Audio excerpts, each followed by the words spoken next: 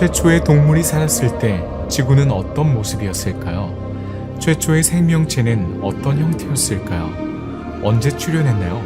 왜 출현했을까요? 어디에 있었을까요? 우리의 머릿속에는 수많은 질문이 떠오릅니다. 우린 모든 것을 알고 모든 것을 발견하고 모든 것을 이해하길 원합니다. 우리의 이성은 모든 것에는 시작과 끝이 있다고 말합니다. 최초의 생명체는 어떻게 시작되었을까요? 그들은 어떻게 살았나요? 무엇을 먹었을까요? 그땐 지구는 어떤 모습이었을까요? 수억 년 전에는 국경도 없었고 지구의 토양과 이웃의 토양을 구분하는 깃발도 없었습니다. 지형과 기후는 지금과는 매우 달랐고 동식물도 매우 원시적이었습니다. 지구에 서식하는 모든 동식물을 다 아는 것은 불가능할 정도로 전 세계의 생물 다양성은 무성하고 놀랍고 풍부합니다. 동식물은 너무 방대해서 거의 1000만 종에 가까운 육상 생물이 아직 우리에게 알려지지 않았습니다.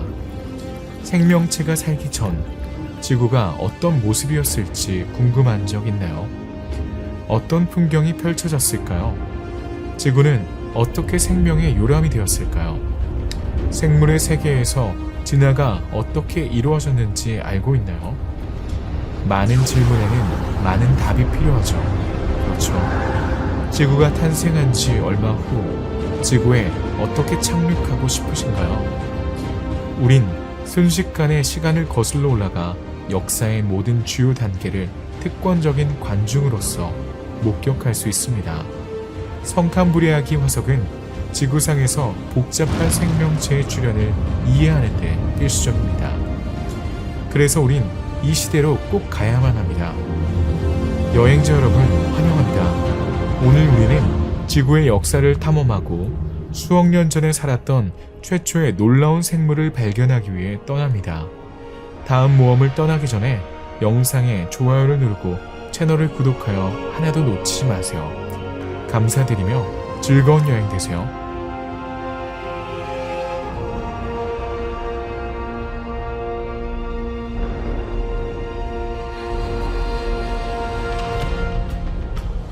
시간을 거슬러 올라갑니다.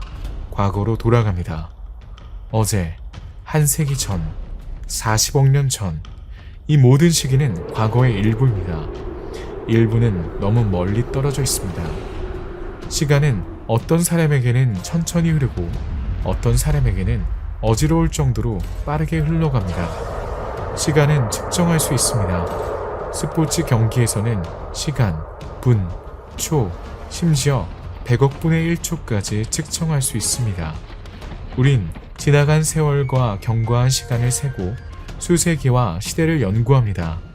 하지만 인류가 시간을 측정할 수 있다고 해도 미래에 대한 개념에는 한계가 있습니다. 0이 6개가 넘는 숫자는 머릿속에 잘 떠오르지 않는 때가 있습니다. 경과된 시간은 너무 멀고 너무 방대합니다. 그것은 우리와 너무 멀어서 인간의 이해와 그 이해를 넘어서는 것입니다. 역사적 기간을 수백만 년 단위로 계산할 때 우린 그러한 진폭의 시간을 이해하기 어렵습니다. 이 수치는 우리의 두뇌가 동화하기에는 너무 큽니다. 이것이 우리가 더 이상 연 단위가 아닌 지질시대로 말하는 이유입니다. 이러한 다양한 지질학적, 시간적 단계는 인간의 마음에 더 의미가 있습니다. 3000여 년 전 문자가 발명된 이래로 연구자, 전문가, 역사가들은 유형적이고 검증 가능하며 비교 가능한 서면 증거에 의존해 왔습니다. 예술품, 도구, 의복, 주방도구, 무기 등은 모두 주어진 시간과 장소에서 소유자의 이야기를 들려줄 수 있는 물건입니다. 예를 들어 이러한 유물을 통해 우린 시간을 거슬러 올라가 초기 인류의 생활 방식을 발견할 수 있습니다. 하지만 인류가 태어나기 훨씬 전, 인류가 탄생하기 훨씬 전부터 지구는 이미 살아있었습니다. 동물과 식물은 우리보다 수억 년 전에 대륙과 바다에 서식했습니다. 그렇게 먼 과거로 거슬러 올라가면 지구만이 과거의 모험에 대해 우리에게 말할 수 있습니다. 어떤 책도, 어떤 원고도 어떤 물건도 어떤 그림도 인류의 지식 탐구에 과거의 이야기를 들려줄 수 없습니다. 과거의 흔적이 묻혀있는 곳은 바로 땅입니다. 고고학자와 고생물학자들이 새로운 발견을 할 때마다 생명과 우리 세계의 역사라는 위대한 신비의 새로운 면모가 드러납니다. 그렇기 때문에 지구상의 다양한 생명체 단계는 지구 지질과 밀접한 관련이 있습니다. 지질학은 오랜 기간에 걸친 시간 척도를 설계할 수 있게 해줍니다. 이를 통해 지구의 탄생부터 현재에 이르기까지 약 45억 년에 걸친 과거를 거슬러 올라갈 수 있습니다. 지질학자들은 각 단계가 정확한 사건으로 표시되는 이 지층 시간 척도를 구축했습니다. 국제위원회는 과학적 발전과 발견이 이루어짐에 따라 이 지질학적 시간 척도를 업데이트하고 있습니다. 더 명확하게 설명하기 위해 시대와 영겁으로 나뉘어져 있습니다. 이러한 계층적 구조는 사건을 더 쉽게 이해할 수 있게 하고 역사상 가장 중요한 사건에 대한 더 나은 개요를 제공합니다.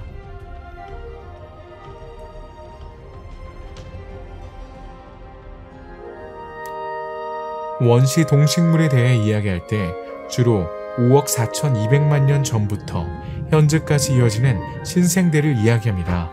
트라이아스기, 쥐라기, 백악기 시대는 이미 잘 알고 계실 거예요. 캄브리아기에 대해서도 많이 들어보셨을 겁니다.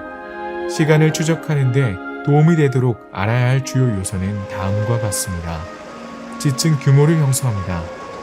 여러분이 알고 있는 긴 선캄브리아기는 지층 규모의 마지막 시대입니다. 고생대에는 캄브리아기, 오르도비스기, 실루리안기, 데본기, 석탄기, 페름기 등이 포함됩니다. 그 다음으로는 중생대, 트라이아스기, 쥐라기, 백악기 시대가 이어집니다. 마지막으로 약 6,550만 년 전, 조류가 아닌 공룡이 멸종한 이후부터 현재까지 고생대, 신생대, 제4기 시대로 이어지는 신생대를 말합니다. 이 서로 다른 시대에는 풍부한 역사가 담겨 있습니다. 지질학, 동식물은 놀랍고 연구하기에 매혹적입니다. 하지만 이러한 시대가 인간의 기준으로는 매우 먼 시기라고 해도 지구와 육상 생명체 자체의 관점에서 보면 매우 최근의 일입니다. 하지만 오늘은 백악기 최초의 테반포유류와 비조류 공룡이 멸종하기 훨씬 전, 판게아가 분열되기 훨씬 전, 쥐라기 최초의 꽃 피는 식물과 최초의 새가 출현하기 훨씬 전, 트라이아스기 최초의 공룡과 난형포유류가 출현하기 훨씬 전으로 인류의 역사를 훨씬 더 거슬러 올라가 보려고 합니다. 우리가 알고 있는 것, 상상할 수 있는 것, 그 이상으로 시간을 거슬러 올라가는 진정한 도약입니다. 페름기와 전례 없는 멸종, 석탄기와 거대한 곤충의 개체수, 최초의 큰 나무와 파충류의 출현, 데본기와 양서류, 실루리아와 최초의 육상식물, 오르도비스기와 무척추동물, 심지어 큰 변화와 최초의 조류로 큰 족적을 남긴 캄브리아기까지 거슬러 올라가 보겠습니다. 생명의 탄생과 진화를 목격하기 위해 생명의 기원으로 돌아가 봅시다.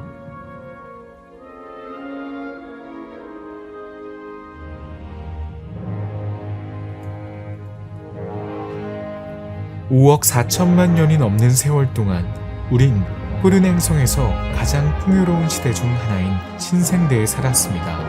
하지만 지구는 그보다 훨씬 더 오래되었습니다. 결국 이 5억 4천만 년은 지구 역사의 8분의 1에 불과한 극히 일부에 불과합니다. 모든 것이 실제로 시작된 곳에서 이야기를 시작해보면 어떨까요?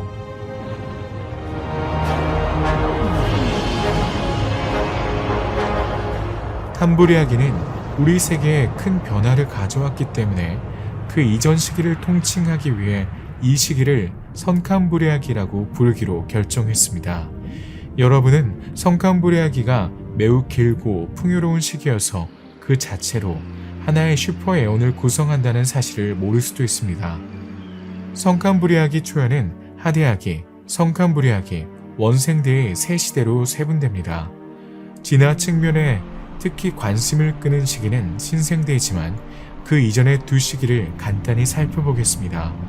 원생대 동안 일어날 변화를 더 잘 이해할 수 있을 겁니다. 지금으로부터 45억 년 전으로 거슬러 올라갑니다.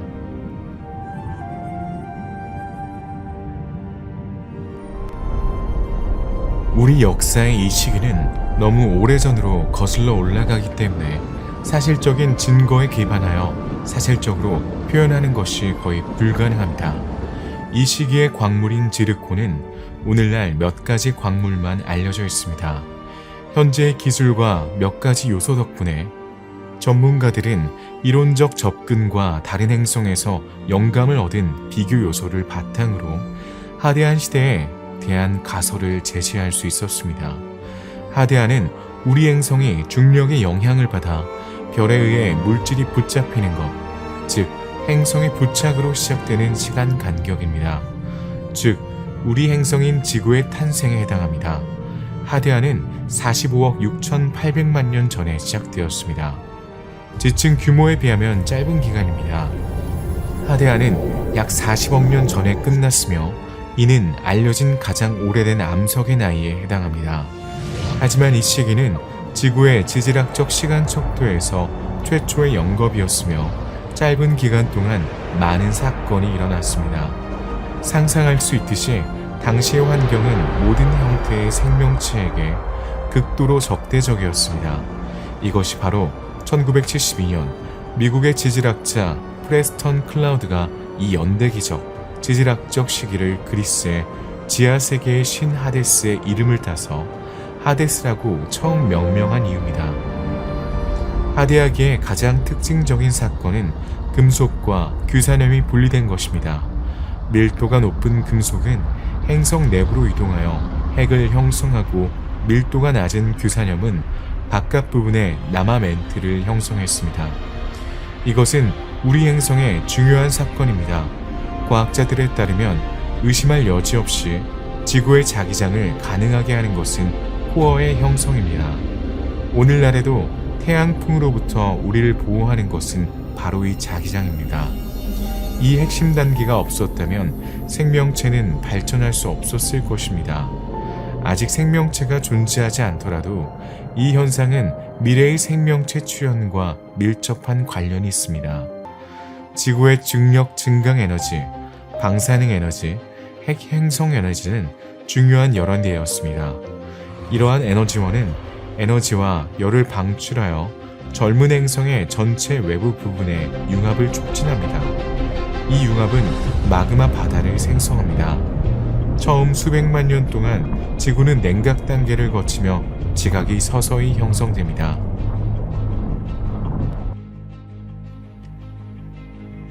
지구에는 대기가 있었지만 눈앞의 풍경에서 상상할 수 있듯이 오늘날의 대기와는 근본적으로 달랐습니다. 이 대기는 주로 질소와 이산화탄소로 구성되었으며 소량의 메탄과 암모니아가 있었습니다. 원시 대기라고 정의할 수 있습니다. 이 모든 것은 당시 지구가 동물이나 식물의 흔적이 없는 환경, 즉 무생물 행성이었음을 시사합니다. 하대한 기로 거슬러 올라가는 암석은 거의 존재하지 않기 때문에 이 시기에 대해 더 자세히 알기는 매우 어렵습니다. 하지만 39억 년 전으로 거슬러 올라가는 몇 가지 퇴적물은 프리바이오틱스 활동을 가리킬 수 있으며 이는 수백만 년 전인 하대한 시대에 시작되었을지 여부는 알 수 없습니다. 아직 풀리지 않는 과학적 수수께끼를 풀고 무한한 가능성을 열어둔 이 여정을 계속 이어가면서 하대하를 뒤로하고 새로운 시대인 아르케아로 출발할 것을 제안합니다.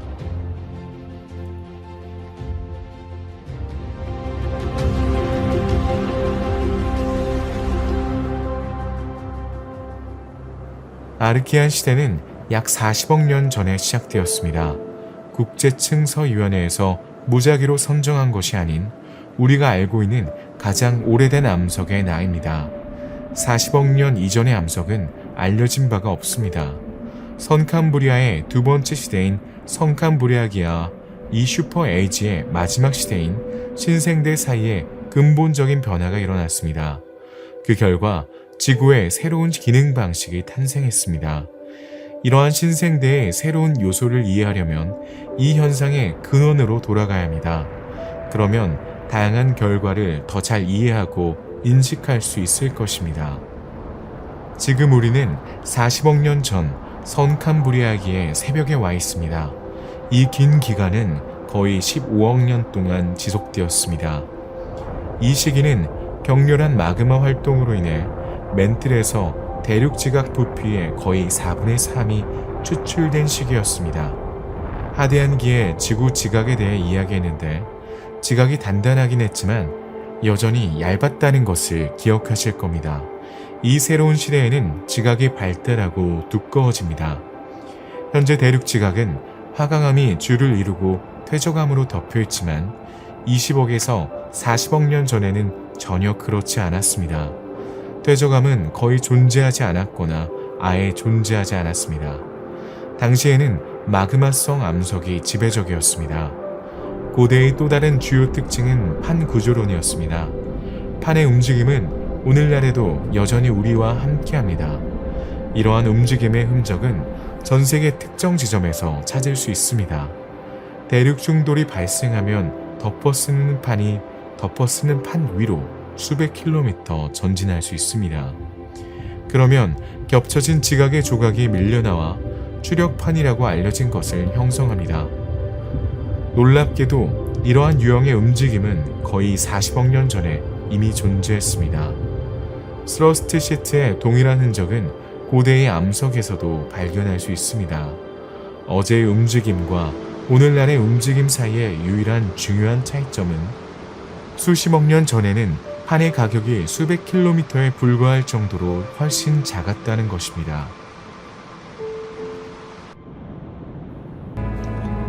젊은 행성의 이 단계에서 지구의 지각은 첫 번째 대륙이 형성되기 시작할 수 있을 만큼 충분히 냉각되었습니다. 이러한 움직임은 지구의 또 다른 결정적인 현상을 일으킬 것입니다. 이러한 판의 움직임 덕분에 우린 강력한 멘틀 활동과 격렬한 침식, 변화의 시기를 목격하게 됩니다. 이러한 현상은 다른 사건과 결합하여 이 기간 동안 대량의 이산화탄소를 생성하고 이는 다시 온실 효과에 기여합니다. 이 온실 효과는 지구의 온도를 0도 이상으로 유지합니다. 생명체가 번성하려면 지구가 충분히 친절해야 합니다. 너무 덥거나 너무 추운 극단적인 온도는 생명체의 희망을 없애버릴 수 있습니다. 그러니 대기를 뒤로하고 생명체의 출현 가능성에 대한 단서를 찾기 위해 탐사를 계속해봅시다. 지구의 내부 활동은 지금보다 훨씬 더 강렬하고 내부의 열은 훨씬 더 높습니다. 마그마성 바다, 용융물, 기타 육상 현상은 코마티이트와 같이 고온이 필요한 암석의 출현에 유리합니다. 오늘날 지구는 내부열이 낮아져 더 이상 이러한 유형의 암석을 생산할 수 없습니다. 이 암석에 대해 말하자면 앞서 가장 오래된 암석이라고 말씀드렸습니다. 그린란드, 서우주, 남아프리카를 포함한 전 세계 특정 지역에서 볼 수 있습니다. 이 바위들은 우리가 알고 있는 것과는 완전히 다른 지상 풍경을 제공합니다. 회색 바위, 녹색 바위띠, 거의 다른 세계에서 온 듯한 풍경이 펼쳐집니다. 지구 표면 전체에 물이 존재하지 않았다면 아마 착각할지도 모릅니다. 하지만 자세히 보면 지평선에 달이 떠 있다는 것을 볼 수 있습니다. 달이 평소보다 지구에 훨씬 더 가까이 있다는 것을 알 수 있을 겁니다. 물속에 잠겨있는 바위는 스트로마톨라이트입니다. 조금 더 멀리서 불타는 먼지 구름을 뿜어내는 화라산도 볼 수 있습니다. 하지만 여기서 정말 눈길을 끄는 것은 물과 탄소의 존재입니다. 실제로 이 두 가지 요소는 최초의 세포의 기원에 대한 지식을 탐구하는데 필수적인 요소입니다. 이 두 요소는 지구 생명 역사의 주인공입니다. 파리 지구 물리 연구소의 크리스토프 토마조와 펜실베니아 대학교의 제임스 카스팅과 같은 과학자들에 따르면 물, 산소, 탄소는 지구에 생명체가 존재했을 가능성을 가장 확실하게 보여주는 요소라고 합니다. 물과 탄소의 화학 작용을 통해 생명체가 부화할 수 있습니다. 이를 위해서는 물이 표면에서 안정적이어야 합니다.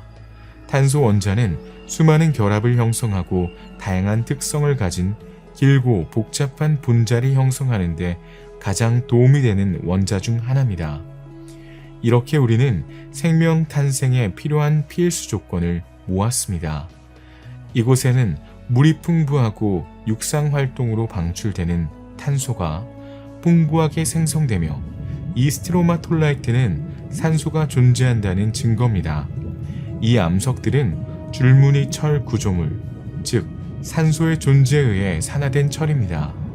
최초의 생명체가 어디에서 나타났는지는 아직 확실히 알 수 없습니다. 그럼에도 불구하고 많은 과학자들이 이 주제에 대한 이론을 제시했습니다. 어떤 사람들은 바다의 밑바닥의 열수 온천에서 생명체가 출현했다고 믿는 반면 다른 사람들은 화산 근처의 작은 뜨거운 웅덩이에서 최초의 유기체가 진화했을 가능성을 선호합니다. 우리가 아는 것은 그것이 고대에 존재했다는 것입니다. 이제 드디어 모든 것이 어떻게 시작되었는지 알 때가 된 것 같습니다. 여기 있습니다. 최초의 생명체는 어떻게 지구에 나타났을까요?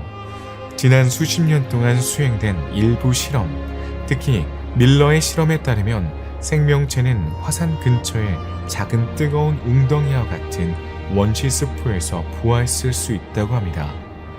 과학자들은 어떻게 이 가설에 도달했을까요? 이 모든 것은 1924년 러시아 생화학자 알렉산더 오파린의 가설에서 시작되었는데 그에 따르면 최초의 살아있는 세포는 원시스포에서 태어났습니다. 이 스포에는 대기 중 메탄에서 합성된 탄소 화합물이 풍부합니다. 현재 지구의 생명체의 기원에 대한 화학의 아버지로 여겨지는 미국의 생물학자 스탠리 로이드 밀러는 연구를 계속하여 이 원시스포에 대한 가설을 탐구했습니다. 밀러는 원시시대의 연못에서 발견되었을 법한 메탄, 수소, 암모니아, 물의 화합물을 개발했습니다. 이러한 방식으로 그는 지각이 형성된 후 널리 퍼졌을 조건을 시뮬레이션하라고 시도했습니다. 밀러는 이 가스를 풍선에 넣고 어린 태양과 유사한 자외선과 내와 같이 자연적으로 발생할 수 있을 것 같은 유사한 전기 방전을 가했습니다. 며칠 후 화학자는 물이 채워진 풍선의 벽에 어두운 침전물이 형성되는 것을 발견했습니다. 이 풍선은 지구의 바다를 표현한 것입니다.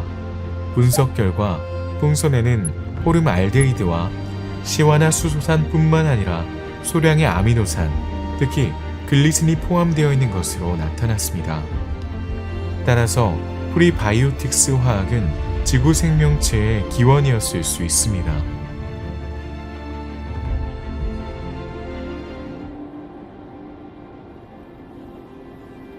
최초의 세포인 생명의 일부가 부화할 수 있었던 것은 아르케아기, 어쩌면 하대아기 말기일지도 모릅니다. 이 원시스포에는 모든 조건이 존재했습니다. 그리고 물의 성질과 움직임은 의심할 여지 없이 지구의 내 구석에서 이러한 박테리아가 발달하는데 유리하게 작용했습니다. 그 후 고대의 대기와 지질에 대한 지식이 발전함에 따라 밀러의 실험에 대한 수많은 변형이 등장했습니다. 이는 최초의 생명세포에 대한 우리의 지식을 뒷받침하는 데 도움이 되었습니다. 이번에는 지구 밖에서 발견된 또 다른 발견으로 인해 세포 생성에 유리한 요소들이 우주에서 왔을 수 있다는 사실이 밝혀졌습니다. 적어도 1969년 호주에 떨어진 머치슨 운석에 대한 연구를 통해 밝혀진 사실입니다. 머치슨 운석에서 70여 가지 아미노산이 포함되어 있으며 그중 8가지 아미노산은 단백질 구성에 사용됩니다. 남극의 얼음에서 발견되는 미세 운석에서도 비슷한 원소가 발견되었습니다. 이번 분석에 따르면 40억 년 전 어린 지구에 엄청난 양의 복잡한 탄소질 물질이 전달될 것으로 나타났습니다. 과학자들은 또한 수중 열수 온천에서 나오는 가스에 수소와 이산화탄소가 포함되어 있어 탄소와 수소의 긴 사슬을 생성한다는 사실도 발견했습니다. 따라서 이러한 열수 온천은 막 합성을 향한 첫 번째 단계를 구성하기 때문에 생명의 원천과 동의어라고 할 수 있습니다. 이 발견은 현재 지식에 비추어 볼 때 의심할 여지 없이 가장 가능성이 높은 두 번째 가설로 이어집니다.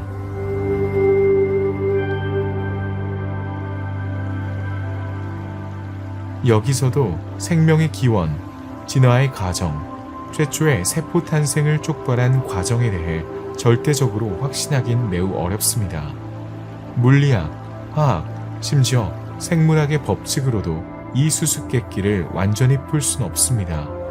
지금까지 수행된 다양한 실험과 오늘날 우리가 알고 있는 화학 법칙을 바탕으로 제시된 이론 중 현실에 가장 근접한 이론 중 하나를 간략하게 소개해드리고자 합니다.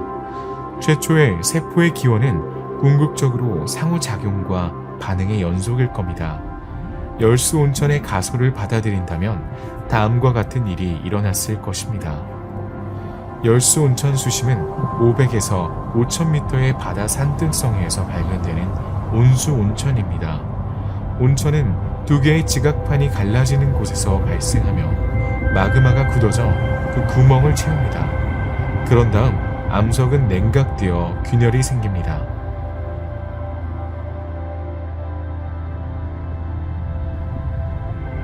이러한 열수 온천이 암석을 형성합니다. 그들은 매끄럽지 않고 완전히 밀폐되어 있지 않습니다. 지구에서 솟아오르는 뜨거운 물과 쏟아져 들어오는 차가운 물에 의해 휘저어집니다. 바위는 매우 단단하고 견고하지만 스펀지 같은 느낌을 줍니다. 이 암석의 일부를 확대하면 일종의 구멍이 있는 것을 볼 수 있습니다. 이것은 작은 세포입니다. 이 세포들은 암석을 투과성으로 만들고 부분적으로 황화철로 구성되어 있습니다. 황화철은 우리 방정식에서 필수적인 요소입니다. 황화철은 특정 화학 반응을 촉진하고 가속화합니다. 잠시 후에 보게 되겠지만 생명은 궁극적으로 화학적, 물리적, 생물학적 반응의 연속입니다. 육안으로도 볼 수 없더라도 암모니아, 수소, 황화수소, 메탄, 인화합물과 같은 원소는 지구 깊은 곳에서 솟아오릅니다. 이러한 투과성 암석 내에서 산성해수의 흐름은 알칼리성 담수의 흐름과 교차하고 섞입니다.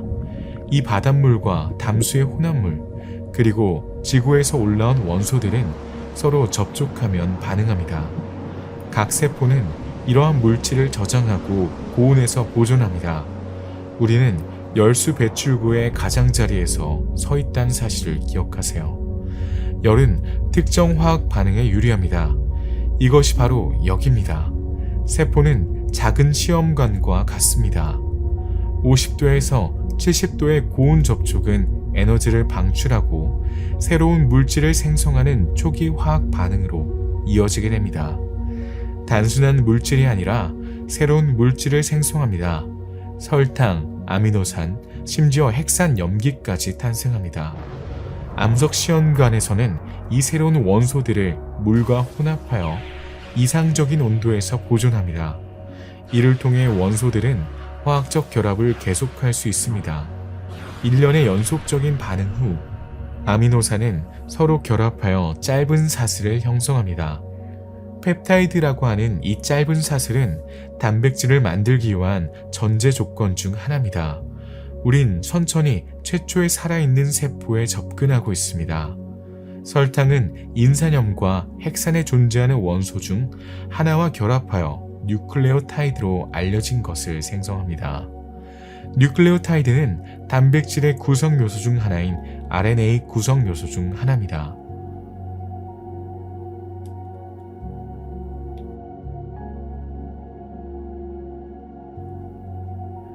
이 암석 공동 분자에서는 또 다른 현상이 일어나고 있습니다.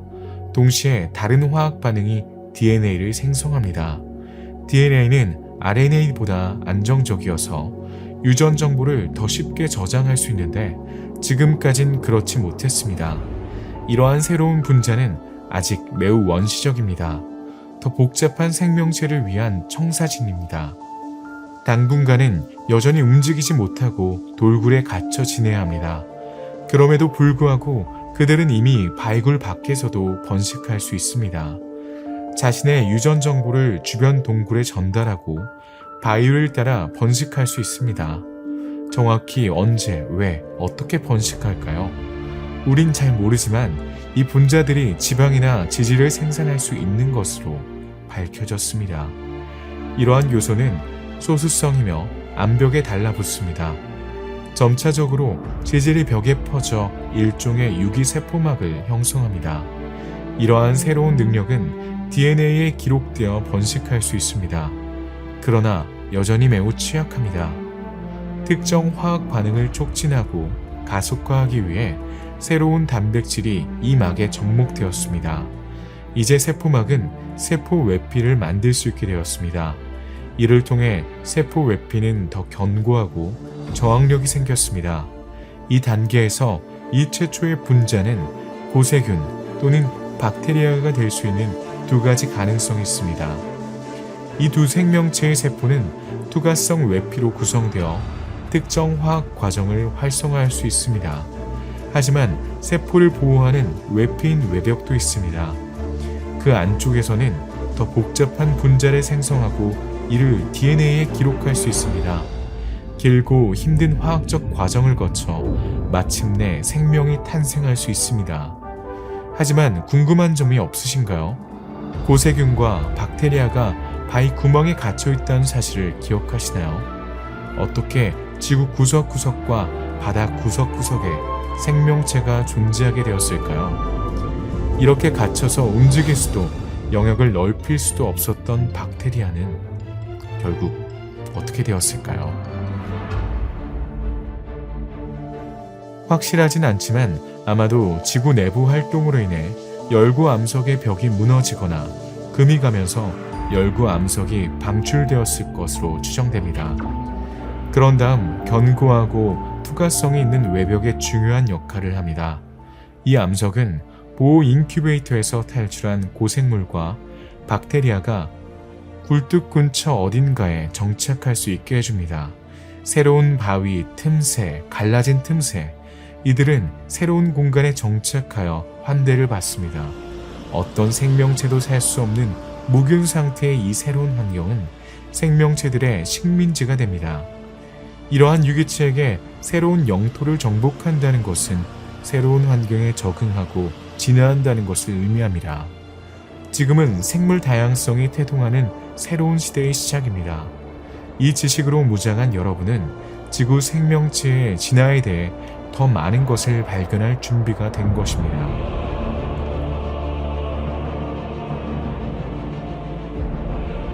최초의 박테리아의 진화를 다루기 전에 열수통풍구 암석의 구멍을 분석하게 된 이유를 기억하시나요? 바로 스트로마톨라이트였습니다.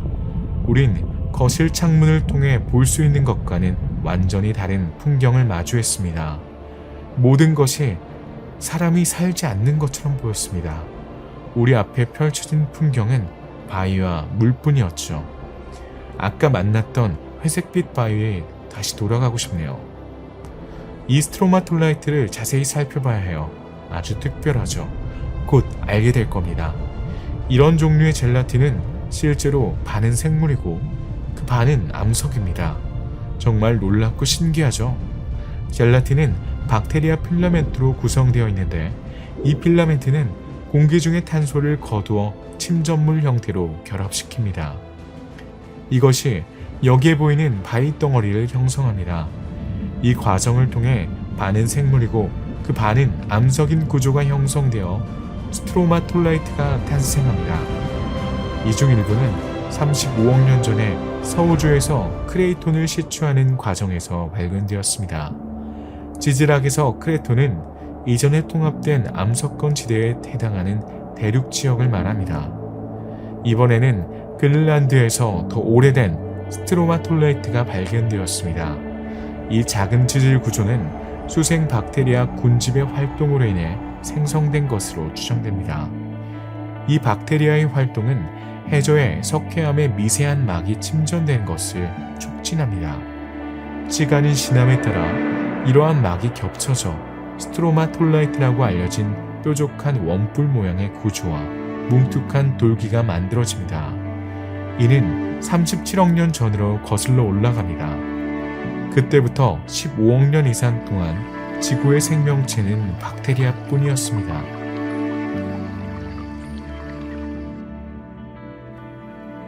원생대는 성캄브리아기의 세 번째이자 마지막 시기입니다. 이 시기는 25억 년 전부터 5억 4,200만 년 전까지 약 20억 년에 걸쳐 진행되었습니다. 이 시기는 세 시대로 나뉩니다.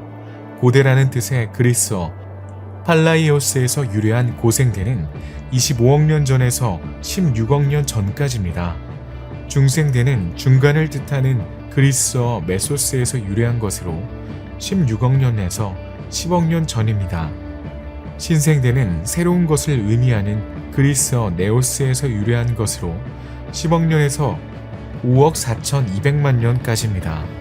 원생대를 구하는 첫 번째 시기인 고생대가 시작될 때 모든 것이 시작된 곳으로 돌아가 봅시다.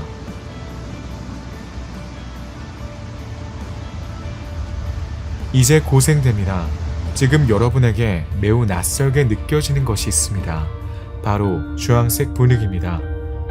영국 대학 연구팀이 25억 년 전 아프리카 남부의 해양 퇴적물을 연구한 결과에 따르면 당시 대기는 숨을 쉴 수 없을 정도로 탁하고 주황색이었다고 합니다. 이 메탄 안개는 의심할 여지 없이 부분적으로 책임이 있습니다. 토성의 위성 타이탄처럼 보이는 지구죠. 당시 기온은 영하였습니다. 25억 년에서 20억 년 전, 지구는 대대적인 빙하기를 겪었습니다. 수억 년 후, 지구는 또 다른 빙하기를 경험하게 됩니다. 이 사진들을 보고 있자면 아마 추울 겁니다. 이 시기의 기온은 결코 온화하지 않습니다. 지표면 온도는 평균 영하 25도였지만 영하 50도도 이 지역에선 드물지 않았습니다. 고생대의 첫 번째 시기인 시대기, 그리고 그 다음 시기인 리아기에는 지구 역사상 가장 혹독한 빙하기 중 하나가 있었습니다. 히로니아 빙하가 알려진 이 빙하는 24억 년에서 21억 년 전에 일어났습니다. 이 빙하는 가장 중요한 빙하기 중 하나이자 가장 긴 빙하기 중 하나였습니다. 그 시기는 바로 3억 년입니다. 현재 지구의 빙하를 초래한 원인에 대해서는 두 가지 가설이 여전히 논쟁 중입니다. 첫 번째 가설은 산소와 메탄의 반응과 관련이 있습니다. 대산화로 알려진 이 현상은 산소가 메탄과 반응하여 메탄을 이산화탄소로 전환시켰습니다. 이렇게 대량으로 생성된 이산화탄소는 온실 효과를 30배 더 작게 만들었을 것입니다. 또 다른 가설은 화산이 거의 2억 5천만 년 동안 휴화산이었다는 것입니다. 이산화탄소가 훨씬 적었기 때문에 온실 효과도 그에 상응하여 감소했을 것입니다. 시대기 시대를 특정 짓는 자연현상은 후로니아 빙하만이 아닙니다. 이때 우리는 줄무늬 철 구조에 대해서도 이야기합니다. 산소의 존재로 인해 가능해진 다른 종류의 철 퇴적물의 탄생을 정의하는 다소 복잡한 용어입니다. 산소는 이 시대의 지층층 어디에나 존재합니다. 그 존재의 기원은 의심할 여지 없이 남조류의 증식입니다. 네, 우리가 알천을 방문한 이후로 동식물 측면에서 상황이 약간 바뀌었습니다. 박테리아가 성장하고 영토를 확장했습니다. 그들이 에너지를 얻는 설탕이 급격히 감소했죠. 그들이 사용했던 공생과 생존을 가능하게 했던 광화학은 더 이상 불가능해졌습니다. 그래서 그들은 새로운 환경에 적응하고 식물처럼 태양에너지, 광합성을 사용하는 새로운 삶의 방식을 채택해야 했습니다. 이것이 바로 남조류의 혼란을 초래하고 남조류라는 이름을 얻게 된 이유입니다. 지금까지 우리의 원시세포는 화학 물질에서 에너지를 얻었습니다.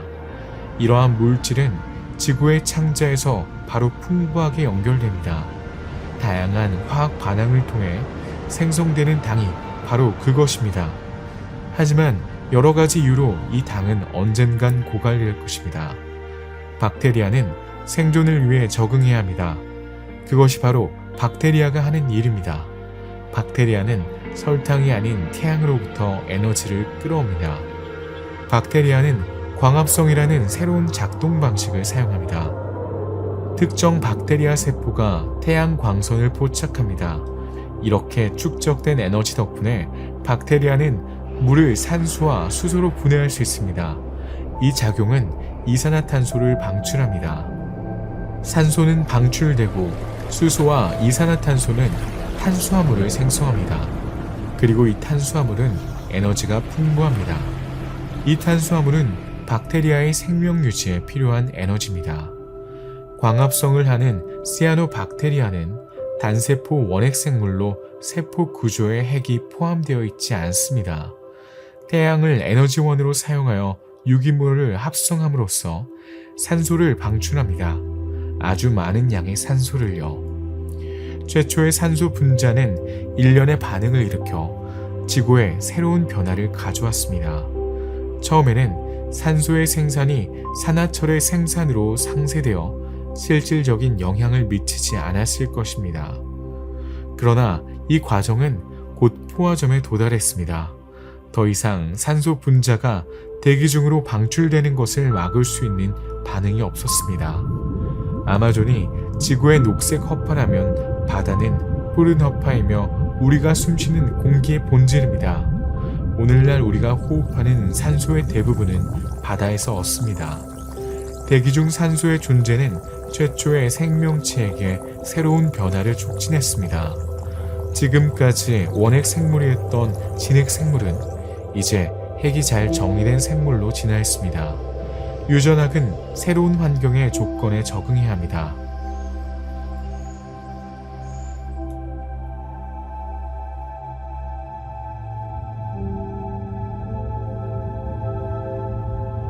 진화의 첫 단계를 상징하는 두 개의 조류, 두 개의 새로운 유기체가 있습니다. 첫 번째 클로로피타스의 계열의 녹조류이고 두 번째는 로도피타스 계열의 홍조류입니다. 둘 다 광합성을 통해 유기물을 합성합니다. 이 다세포 유기체는 또한 대기로 산소를 배출하는 데 기여합니다. 하지만 바다에 서식하는 생물은 이 두 종만이 아닙니다. 다른 많은 종들도 바다에 자리를 잡았습니다. 여기서 우리는 조류와 매우 유사한 또 다른 다세포 진핵생물인 그리파니아 스피릴리스를 발견합니다. 실처럼 생긴 이 생물은 소용돌이처럼 스스로 꼬여 있습니다. 그리고 여기 에오스피에라가 있습니다. 우린 이 구형 유기체에 대해 많은 것을 배웠습니다.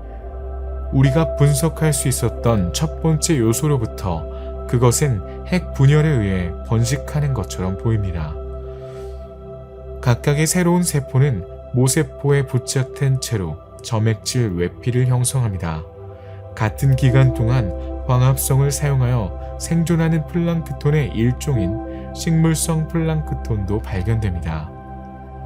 고생대 동물에 대한 설명은 여기서 멈출 수 있습니다. 몇 년 전까지만 해도 지구에는 단세포 생물만 존재한다는 생각을 했습니다. 하지만 2010년 프랑스 푸아티에의 한 대학 연구팀이 가봉의 프랑스빌 인근에서 약 250개의 화석을 발견했습니다.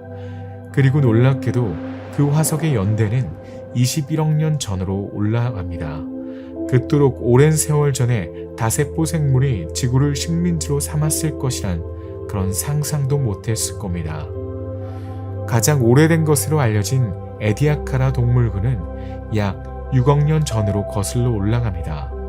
프랑스 빌이 발견되기 전까지는 이 화석들은 알려진 가장 오래된 생명체의 흔적이었습니다. 여기에는 부드러운 젤라틴 질의 몸을 가진 복잡한 다세포 유기체의 모습이 담겨져 있습니다. 그들은 동물도 아니고 식물도 아닙니다. 결국 우리는 다양한 형태를 제외하고는 이 유기체에 대해 거의 아는 것이 없습니다. 가장자리가 톱니 모양인 엽상 유기체, 가장자리가 매끄러운 유기체, 가늘고 길쭉한 유기체, 원반형 유기체 또는 작고 둥근 하위 단위가 축적된 유기체도 볼 수 있습니다.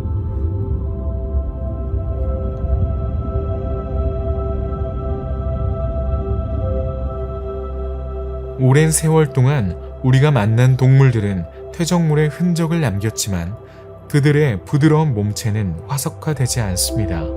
그렇기 때문에 이러한 유기체를 사실적으로 관찰하기가 매우 어렵습니다.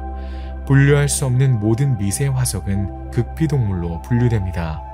대부분은 아마도 모든 모양과 크기의 조류일 것입니다. 모양은 다르지만 모두 산소 생산이라는 한 가지 공통점이 있습니다. 많은 박테리아에게 대기 중 산소의 증가는 전례 없는 혼돈을 의미합니다.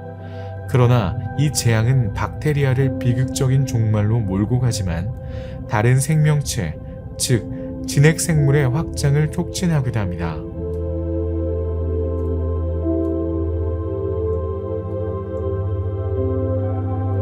통일된 지구와 초대륙에 대해 말할 때 보통 판게아를 의미합니다.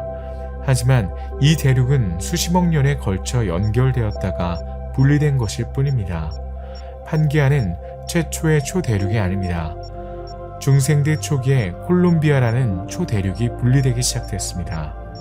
시간이 지나면서 초대륙 로디니아가 형성되었습니다.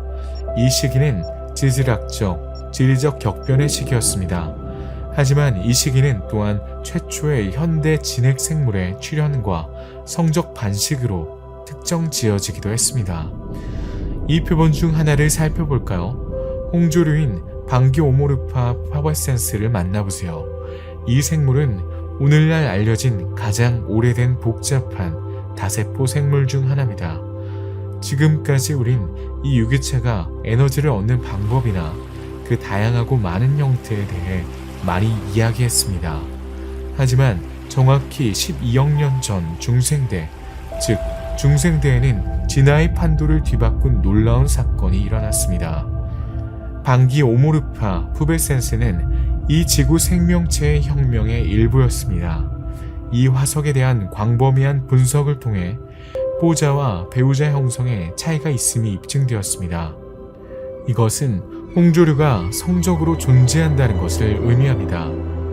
이것은 지구 생명체의 진화의 필수적인 구성 요소 중 하나입니다. 세포는 서로 결합하고 부착합니다. 이 시기에 일어난 급진적인 변화는 이것만이 아닙니다. 이 사건과 병행하며 생명체의 세계에서 또 다른 혁명이 진행 중입니다.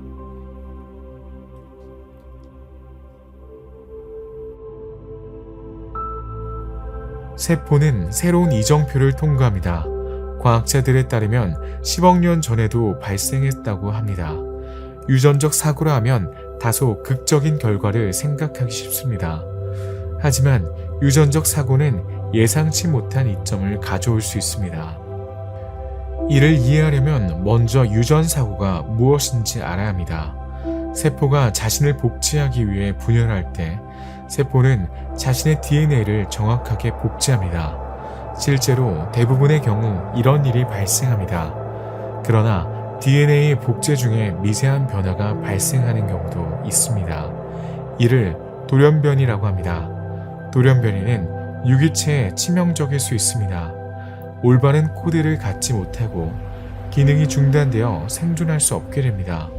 하지만 돌연변이는 새로운 능력을 불러일으킬 수도 있습니다. 예상치 못한 유익한 능력 말이죠. 10억 년 전에 발생한 유전적 사고가 바로 그런 경우입니다.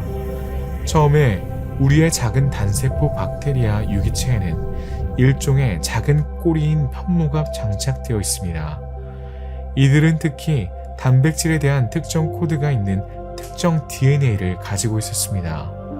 복제하는 동안 DNA가 돌연변이를 일으켰습니다. 유전적 사고로 인해 단세포 생명체의 원래 코드가 수정되어 단백질의 새로운 능력이 부여되었습니다. 이러한 단백질은 다른 단백질과 상호작용할 수 있게 되었습니다. 이 현상은 생명의 진화와 생명체의 다양성에 대해 매우 중요한 역할을 합니다. 이 중요한 단계 덕분에 단세포 유기체에서 다세포 유기체로 넘어갈 수 있습니다. 이러한 다세포 유기체는 점점 더 복잡해지고 서로 다릅니다. 이것이 바로 식물, 곰팡이, 심지어 동물의 탄생입니다. 당분간 해파리, 해면, 산호, 폴립, 말미잘이 수중세계의 중심부에서 서서히 뿌리를 내리고 있습니다. 이제 다음 기간에 이들 중 몇 가지를 만나볼 시간입니다. 신생대에서 뵙겠습니다.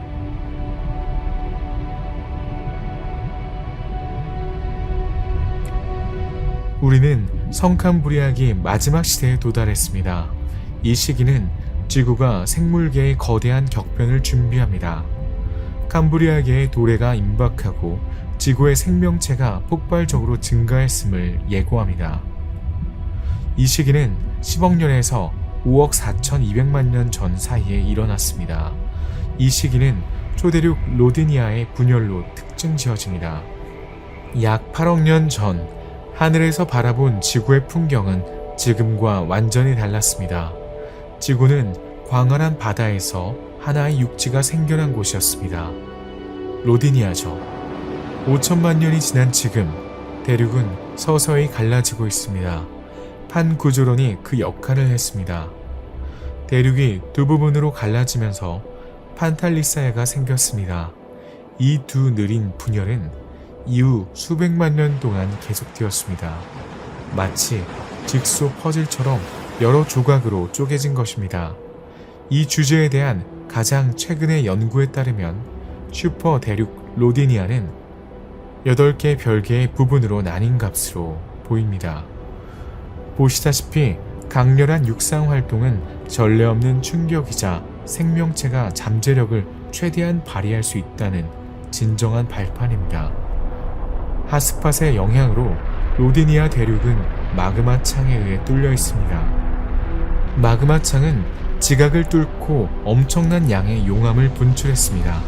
그러자 땅이 갈라지기 시작했습니다.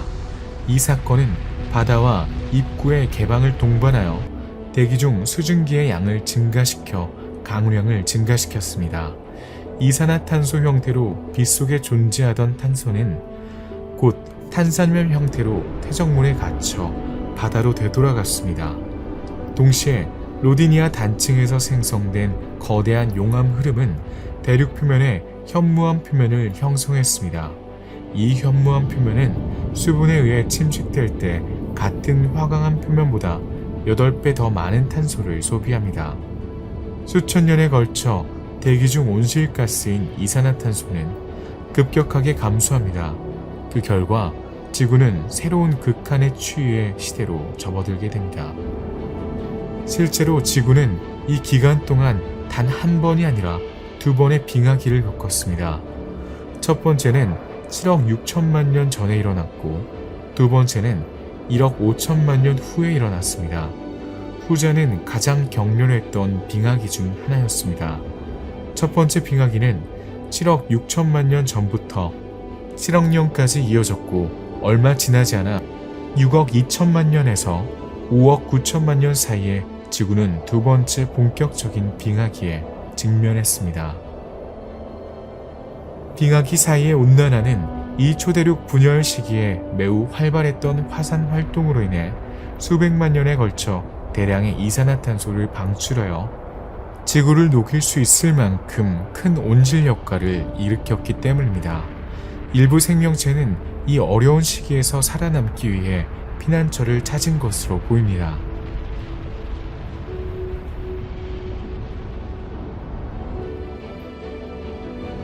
이 두 빙하기 사이에 처음으로 양면동물이 나타났습니다. 환영동물과 비슷한 벌레와 다른 프리아플리데입니다. 그리고 얼음과 눈과 추위가 돌아왔습니다. 우리 행성은 눈덩이 지구라는 별명이 붙었습니다. 우주에서 보면 푸른 행성을 알아보지 못할 겁니다. 얼음과 눈으로 덮인 만년설은 연구에 따르면 적도까지 확장되었다고 합니다. 적도선은 습한 열기, 울창하고 울창한 숲, 놀라운 폭포, 매우 풍부한 동식물의 대명사지만 당시 적도선은 거의 얼음으로 얼어붙어 있었을 겁니다. 삶의 모든 희망이 사라진 것 같았습니다. 어떤 생명체도 이곳에서 살아남을 수 없었죠. 하지만 몇몇은 살아남았을지 모릅니다. 어떻게 확신할 수 있을까요?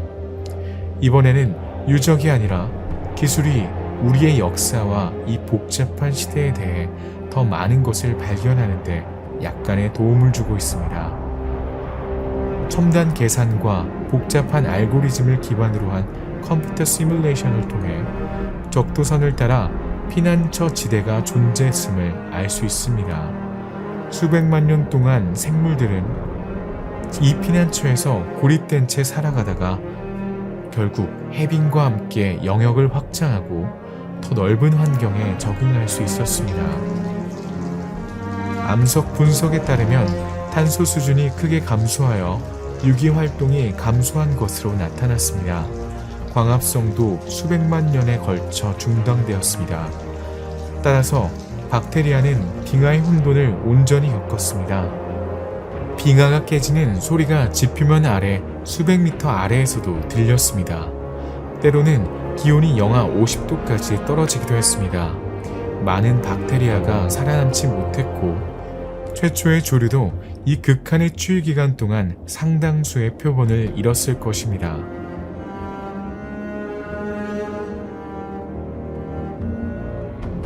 이 빙하가 지구 생명체의 진화와 확장에 치명적인 타격을 입혔다고 생각할 수도 있습니다. 하지만 이런 선입견에서 멈추는 것은 실수입니다. 생명은 영원한 적응입니다. 그것이 진화의 전부입니다. 이 작은 유기체를 보세요. 트리코플락스입니다. 언뜻 보기에도 고도로 진화한 생물처럼 보이지 않았습니다. 육안으로는 거의 보이지 않고 커다란 아메바처럼 보입니다. 바로 플랑크톤이죠. 메타동물로 알려진 유기체 그룹에 속합니다. 극피동물은 궁극적으로 매우 단순한 구조를 가진 메타동물입니다. 트리코플락스는 머리, 꼬리, 다리, 신경계가 없습니다. 소화관도 없고 세포에 소화 기능도 없습니다. 어떻게 생존하여 생명체로서의 자격을 갖출 수 있는지 궁금합니다. 하지만 선모로 덮인 몸을 가지고 있으며 이를 이용해 이동해야 합니다. 그 모양은 다소 특이하며 우리는 이에 대해 거의 알지 못합니다. 하지만 조금 더 살펴보면 트리코플락스는 4가지 세포 유형만 가지고 있다는 것을 알 수 있습니다. 이는 트리코플락스가 단순한 유기체 중 하나라는 것을 확인시켜 줍니다. 그럼에도 불구하고 이 작은 동물은 다른 동물들과 함께 의심할 여지 없이 진화에서 매우 중요한 역할을 해왔습니다. 이 작은 몸체는 앞, 뒤, 등 배축을 가능하게 하는 단백질 유전자와 시각색소 유전자 4개를 포함하고 있습니다. 이렇게 단순하고 원시적인 동물이 생명체의 진화의 열쇠 중 하나라고 상상해보세요. 빙하기 이후 해조류가 광범위하게 발달하여 전 세계에 바디로 퍼져나갔기 때문에 이러한 환경은 해조류에만 국한된 것은 아닙니다. 수중은 점점 더 식물이 우거지고 있습니다.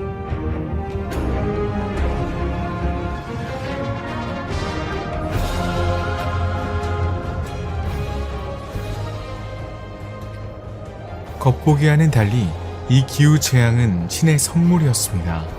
이 재앙으로 인해 생물종이 크게 다양해졌습니다.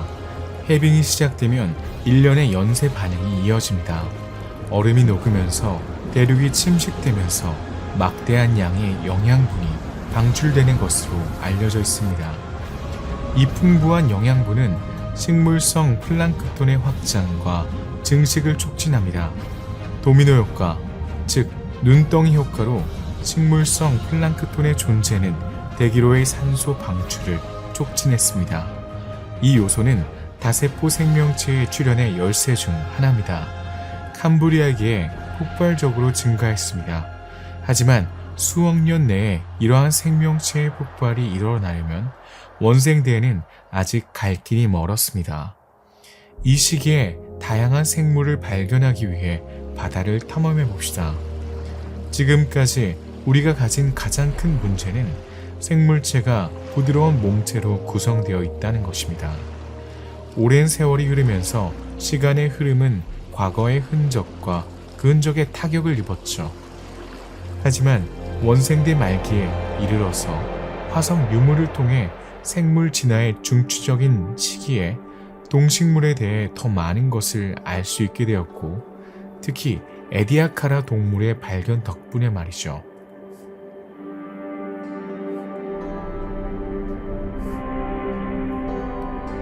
약 6억에서 7억 년 전, 유기체 진화가 새로운 전환점을 맞이했습니다. 세포는 이제 두 개의 층으로 나뉘었습니다. 첫 번째는 뇌배업으로 알려진 내부 세포층입니다. 이는 외배업으로 알려진 외부 세포층으로 덮여 있습니다. 두 개의 배아 세포층을 가진 이 새로운 생명체를 이배업 생물이라고 합니다.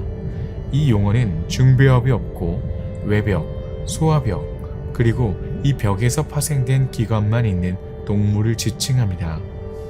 이러한 새로운 능력 덕분에 지구상에 매우 다양한 동물이 등장할 수 있었습니다.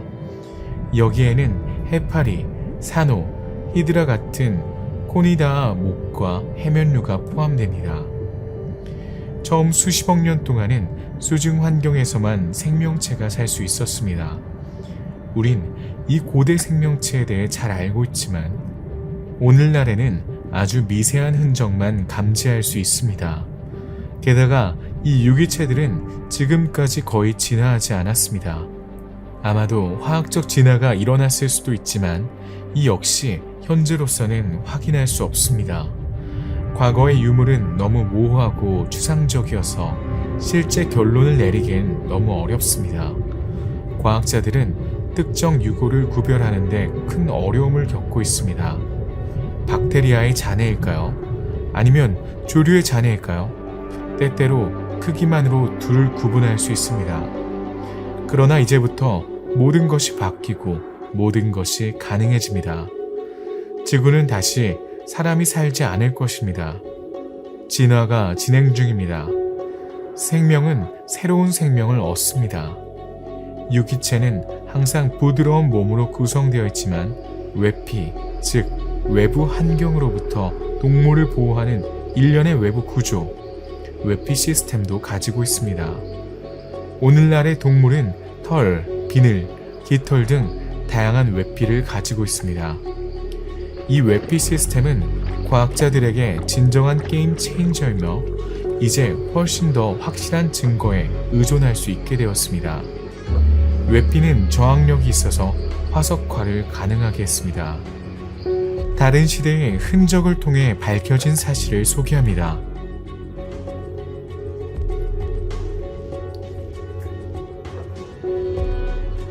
가장 먼저 눈에 띄는 것은 유기체가 몇 센티미터씩 자라기 시작한다는 사실입니다.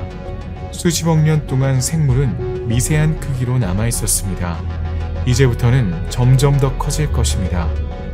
레인지 오모프도 그중 하나입니다. 이는 긴 잎을 닮은 유기체입니다. 또한 해저에 연결된 줄기를 가지고 있습니다. 과학자들은 이 진화에 대한 한 가지 가설을 제시했습니다. 그들은 유기체가 왜 키가 커졌는지 궁금해했습니다. 첫 번째 가설은 먹이와 관련이 있었지만 곧 버려졌습니다. 주변의 영양분이 충분했기 때문에 이 기준이 진화에 그렇게 큰 영향을 미쳤을 가능성은 거의 없습니다. 더 쉽게 먹이를 먹지 않는다면 왜 성장했을까요? 이 큰 레인지 오모프와 함께 작은 표본들이 그룹화되어 있는 것을 보면 크기가 클수록 번식에 유리했을 수 있음을 알 수 있습니다. 동물들은 또한 새로운 형태를 발전시켰습니다. 이들은 쌍으로 기능하는 부속기관을 가진 대칭적인 동물입니다. 이 특별한 형태 덕분에 굴을 파는 동물이 될 수 있었습니다. 이들은 땅을 덮고 있는 유기물을 먹습니다. 우리는 튜브 모양, 잎 모양, 또는 자루 모양의 유기체를 발견합니다. 이 후기 원생대 동물의 주요 대표자들은 에디아카라 동물군으로 알려진 그룹으로 함께 묶여 있습니다. 1946년 호주의 에디아카라 언덕에서 약 5억 6천만 년 전에 다양한 화석이 발견되면서 이 이름이 붙여졌습니다. 그 이후 캐나다, 남아프리카, 시베리아, 유럽 등 세계 곳곳에서 비슷한 표본이 발견되었습니다. 에디아카라 동물군의 몇 가지 동물을 소개합니다. 동심원 고리를 가진 이 원형 동물은 아스피델라입니다. 길이 3에서 8cm, 너비 1에서 4cm 크기입니다. 조금 더 나아가면 차르니아가 있습니다. 차르니아에는 세 가지 종이 알려져 있습니다. 차르니아 와르디, 차르니아 안테스텐스, 차르니아 마소니가 그것입니다. 후자는 깃털이나 나뭇잎처럼 생겼습니다. 차르니아 와르디 속은 가장 큰 종 중 하나로 높이가 최대 2m에 이릅니다.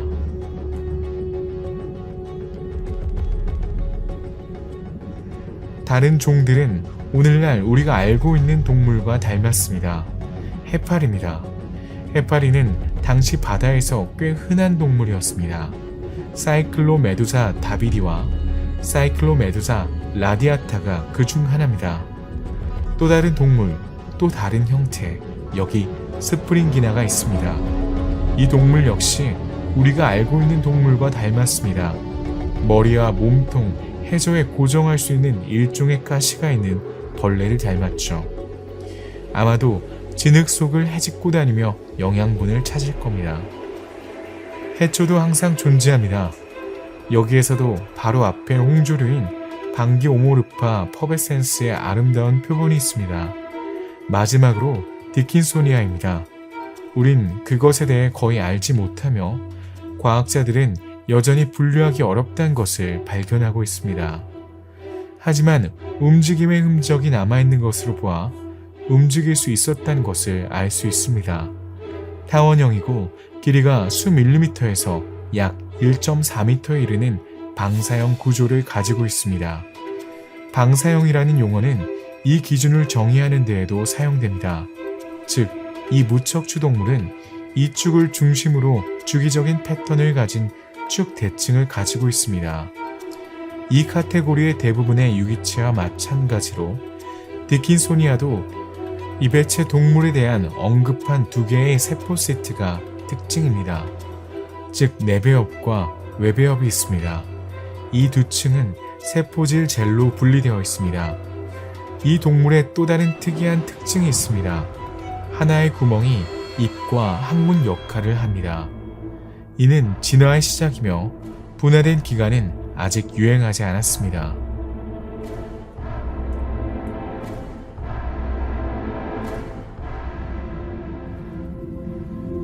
생물학적 진화의 주요 단계를 몇 줄로 요약하면 이 모든 것이 실제로 39억 년 전에 시작되었습니다. 이 사건이 더 일찍 일어났을 가능성도 있지만 확실하진 않습니다. 당시 가장 큰 생명체는 크기가 10mm에 불과했고 박테리아의 왕국에 국한되어 있었습니다. 거의 10억 년 후인 28억 년 전 세포 세계가 진화하면서 핵을 가진 생물인 진핵생물을 위한 작은 공간이 생겼습니다. 진핵생물은 프로테오박테리아와 공생할 수 있습니다. 그들은 지구에서 공급되는 물질에서 에너지를 끌어옵니다.